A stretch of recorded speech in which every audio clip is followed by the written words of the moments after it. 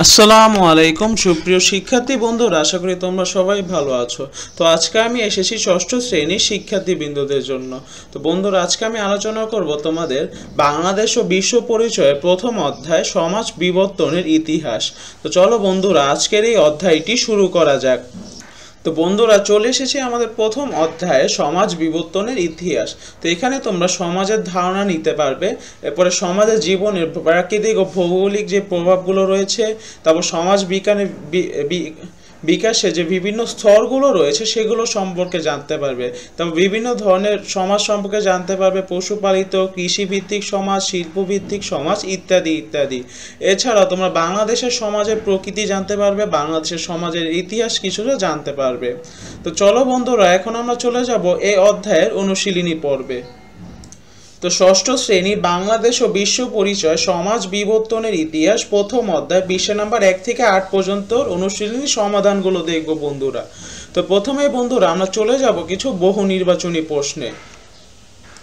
তো প্রথম প্রশ্ন, সমাজ গঠনের প্রথম ধাপ কোনটি? গোত্র, গোষ্ঠী, সম্প্রদায় নাকি পরিবার? তো বন্ধুরা, আমরা জানি সমাজ গঠনের সর্বশ্রেষ্ঠ এবং প্রথম ধাপটি হচ্ছে পরিবার। তো উত্তর হবে ঘ। দ্বিতীয় প্রশ্ন, নারী প্রথম কৃষিকাজ শুরু করেন কারণ তাদের ছিল সৃজনশীল দৃষ্টিভঙ্গি, খাবার সংগ্রহের দায়িত্ব পালনের বাধ্যকতা। তো এখানে কোনগুলো হবে সেগুলো আমাদের ঠিক দিতে হবে। এখানে বন্ধুরা আমরা দেখতে পাচ্ছি যে নারী প্রথম কৃষিকাজ করতে শুরু করেন কারণ তাদের সৃজনশীল দৃষ্টিভঙ্গি রয়েছে, এটি ঠিক। খাবার সংগ্রহের দায়িত্ব তাদের উপর দেওয়া হয়েছিল, এটিও ঠিক। তারপর দায়িত্ব পালনের বাধ্যকতা, এটিও ঠিক। তো উত্তর হবে ঘ, 1, 2, 3। এরপরে বলা হয়েছে নিচের অনুচ্ছেদটি পড়ো ও 3 ও 4 নং প্রশ্নের উত্তর দাও। তো স্কুল মাঠে একটি মেলা হচ্ছে, একটি স্টল স্পিনিং মেশিন, কাপড় বুননের তাঁত, বিদ্যুৎ তৈরির ছোট ছোট প্রজেক্ট দিয়ে সাজানো হয়েছে। তো এখন আমাদের প্রশ্নটি হচ্ছে অনুচ্ছেদে স্টলটিতে কোন সমাজের নিদর্শন রয়েছে? এখানে হবে শিকার না খাদ্য সংগ্রহ ভিত্তিক, নাকি উদ্যান কৃষিভিত্তিক, নাকি কৃষিভিত্তিক, নাকি শিল্পভিত্তিক? তো বন্ধুরা, আমরা দেখতে পাচ্ছি এখানে সব আধুনিক যন্ত্রপাতি রয়েছে, যেমন স্পিনিং মেশিন, তারপর বিদ্যুৎ তৈরির ছোট ছোট প্রজেক্ট, কাপড় বোনের তাঁত ইত্যাদি। তো এগুলো হবে শিল্প ভিত্তিক, উত্তর ঘ। এরপরে 4 নাম্বার, উক্ত সমাজের ব্যবস্থার ফলে 1, অধিক উৎপাদন নিশ্চিত হয়েছে, 2, কৃষির সূচনা হয়েছে, 3, যোগাযোগ সহজতর হয়েছে। তো বন্ধুরা, আমরা জানতে পেরেছি উক্ত সমাজ ব্যবস্থাটি হচ্ছে শিল্প ব্যবস্থা। তো এটির মাধ্যমে অধিক উৎপাদন নিশ্চিত হয়েছে, এটি সঠিক। কৃষির সূচনা হয়েছে, এটি ভুল, কারণ কৃষি আগে থেকেই ছিল। যোগাযোগ সহজতর হয়েছে, এটিও সঠিক। তো উত্তর হবে 1 আর 3। তো 1 আর 3 দেখতে পাচ্ছি গ নাম্বারে, তো উত্তর গ। তো বন্ধুরা, আমরা চলে যাব আমাদের পরবর্তী আইটেম সৃজনশীল প্রশ্নে। তো এখানে আমরা উদ্দীপকে দুটি চিত্র দেখতে পাচ্ছি। তো চিত্রতে দেখতে পাচ্ছি এখানে একজন আগেকার সমাজের মানুষ একজন ঘাম মারছে, এবং দ্বিতীয়তে দেখতে পাচ্ছি নারীরা এখানে চাষাবাদে কাজ করছে। তো এখন আমরা একটু প্রশ্নগুলো পড়ে নিই। ক, পোড়াবাড়ি কিসের জন্য বিখ্যাত? খ, আদিম মানুষ দলবদ্ধ হয়ে বাস করত কেন? গ, উদ্দীপকে 1 নং চিত্রটি কোন সমাজে ইঙ্গিত বহন করছে ব্যাখ্যা করো।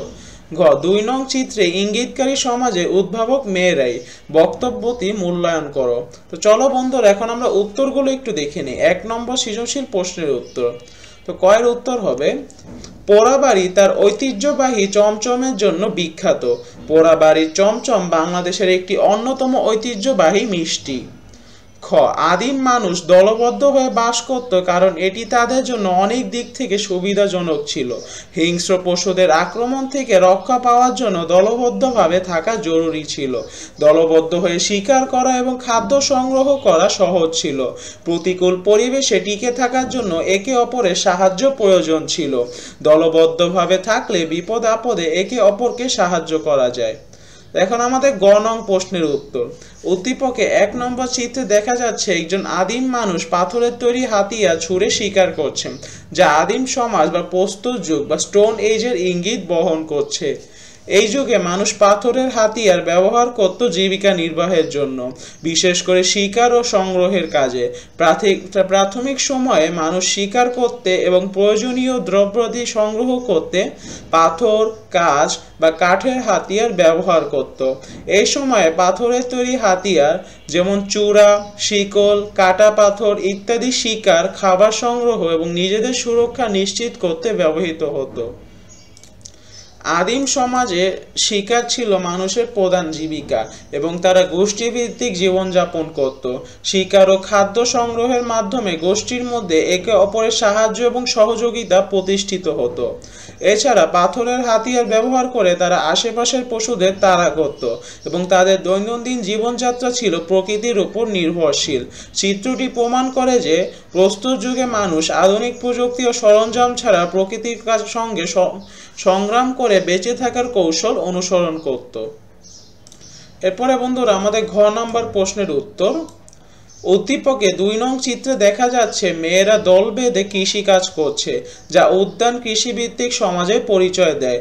সমাজ বিজ্ঞানীদের মতে মেয়েরাই কৃষিকাজের উদ্ভাবন করেছে এবং এই কথাটি ইতিহাসের এক গুরুত্বপূর্ণ দিক তুলে ধরে। আদিম সমাজে পুরুষেরা শিকারের সন্ধানে যেত, কিন্তু মেয়েরা ফলমূল আহরণের কাজ করত এবং তাদের এই কাজ থেকে কৃষির প্রাথমিক ধারণা জন্ম নেয়। মেয়েরা যখন ফলমূল সংগ্রহ করতে যেত তখন তারা কিছু বুনো শস্য যেমন গম, বার্লি, মেটে আলু, কচুর মূল ও কন্দ সংগ্রহ করত। এসব সংগ্রহ করতে গিয়ে তারা খেয়াল করলো গম ও বার্লির কিছু দানা পড়ে থাকলে তা থেকে চারা গাছ গজিয়ে উঠত। এরপর তারা বুঝতে পারলো যে বীজ ছিটিয়ে ফসল উৎপাদন করা সম্ভব। এই পর্যায়টি কৃষিকাজের প্রথম দিক, যা উদ্যান চাষ নামে পরিচিত। মেয়েরা তাদের আশেপাশের পতিত জমিতে মাটি চিরে গর্ত তৈরি করে বীজ ছিটিয়ে ফসল উৎপাদন শুরু করেছিল। তাদের কাছে পশুর চোয়ালের হাত ছিল, যা দিয়ে তারা ফসল কাটত। তবে তারা প্রয়োজনের অতিরিক্ত ফসল উৎপাদন করত না এবং এক জায়গায় বারবার ফসল ফলানোর পরিবর্তে তারা যাযাবর জীবন যাপন করত। এ থেকে প্রতীয়মান হয় যে মেয়েরাই কৃষিকাজের প্রথম উদ্ভাবক ছিল এবং তাদের এই প্রচেষ্টা সমাজে কৃষির বিকাশে গুরুত্বপূর্ণ ভূমিকা পালন করেছে। তো সুপ্রিয় বন্ধুরা, এটি ছিল আজকের জন্য। সবাইকে অনেক ধন্যবাদ এই ভিডিওটি দেখার জন্য। আমাদের পরবর্তী ভিডিও শুরু হবে 2য় অধ্যায় বাংলাদেশের ইতিহাস। সেই ভিডিওটি দেখার জন্য তোমাদের সবাইকে অনেক আমন্ত্রণ রইল। তো সবাইকে অনেক ধন্যবাদ এই ভিডিওটি দেখার জন্য। আসসালামু আলাইকুম।